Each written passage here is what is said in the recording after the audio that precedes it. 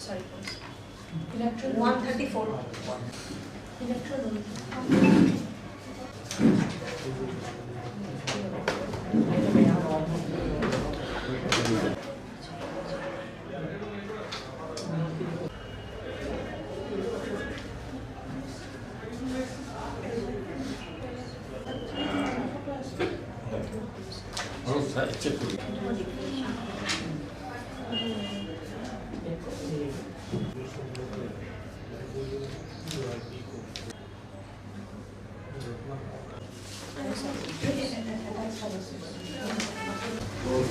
Goes to law, oath or affirmation into Article 173A of the Constitution of India.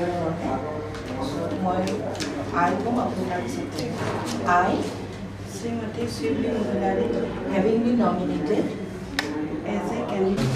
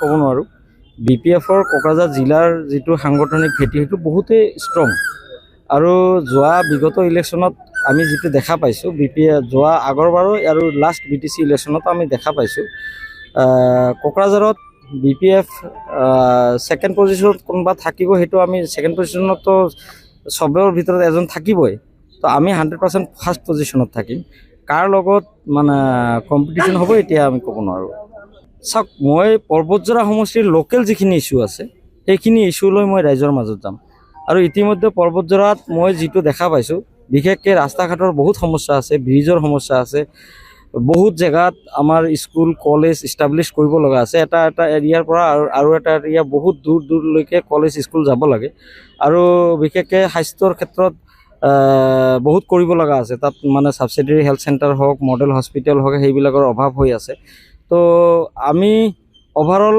মানে পাব্লিকৰ যিখিনি মানে basic need এইটোৰ ওপৰতে 100% কাম কৰিম আৰু তাৰ ওপৰঞ্চি আমাৰ BPF দলে ইতিমধ্যে বহুতখিনি স্কিম লৈছে ৰাইজৰ কল্যাণৰ কাৰণে সেইখিনি ইছ্যু লৈ আমি ৰাইজৰ মাজত যাম দেখা গৈছে পৰ্বতজৰাত ইণ্ডিপেণ্ডেণ্ট কেণ্ডিডেট নিৰ্দলীয় হিচাপত থিয় দিয়া দেখিবলৈ পাইছে এইবোৰ আপোনাক হানি কৰিব চাওক নিৰ্দলীয় কেণ্ডিডেট কোনোবাই হয়তো BPFৰ পৰা টিকেটৰ আশা কৰিছিল আজিৰ ডেটত BPFৰ পৰা টিকেট নাপাই পেলাই সি নিৰ্দলীয় কেণ্ডিডেট হিচাপে থিয় দিব পাৰে কোনোবা হয়তো বেলেগ সমষ্টিত খেলিব খুজিছিল সি আজিৰ ডেটত আহি ফটককৈ মানে কাৰ প্ৰৰোচনাত আহি পৰ্বতজৰাত সি খেলিব পাৰে কিন্তু সেইটো আমাৰ কাৰণে একো ফেক্টৰ নহয়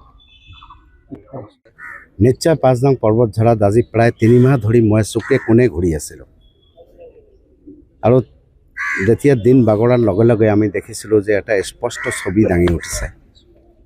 আৰু এই কথাটো অকল মই কোৱাই নহয়, নিশ্চয় আপোনালোকে যেতিয়া গ্ৰাউণ্ডত যাব তেতিয়া আপোনালোকক গম পাব। মৌলানা বদৰুদ্দিন আজমল চাহাবক সকলোৱে ভাল পায়।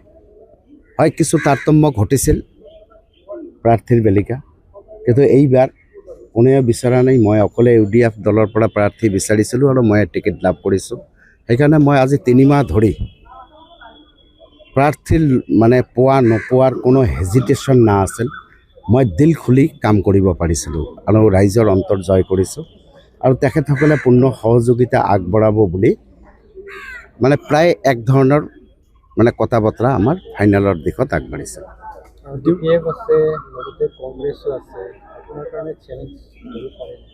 চাওক, যেতিয়া ফিল্ডত নামা যাব, আজি নমিনেশ্যন ছাবমিটৰ লাষ্ট ডেট, কালি স্কুটিনি, পৰহি দিনা উদ্দলৰ ডেট, তাৰপিছত চৰকাৰীভাৱে যেতিয়া আমি ঘোষণা হ'ম, যেতিয়া ফিল্ডত সকলোৱে সোমাব তেতিয়া দেখা যাব যে কাৰ পাল্লা ভাৰী, কাৰ লগত লগ দিছে, তেতিয়াহে কোৱা যাব।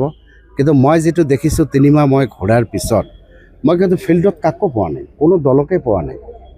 এইটো একেবাৰে অপ্ৰিয় হ'লেও সঁচা কথা, মই কোনো দলকে লগ পোৱা নাই। আৰু ৰাইজক সুধিছিলোঁ যে অমুক দলে আহিছেনে নাই, অমুক দল আহিছেনে নাই। মই নাম ক'বলৈ আজি টান পাই আছোঁ যদিও মই অমুক কৈ আছোঁ।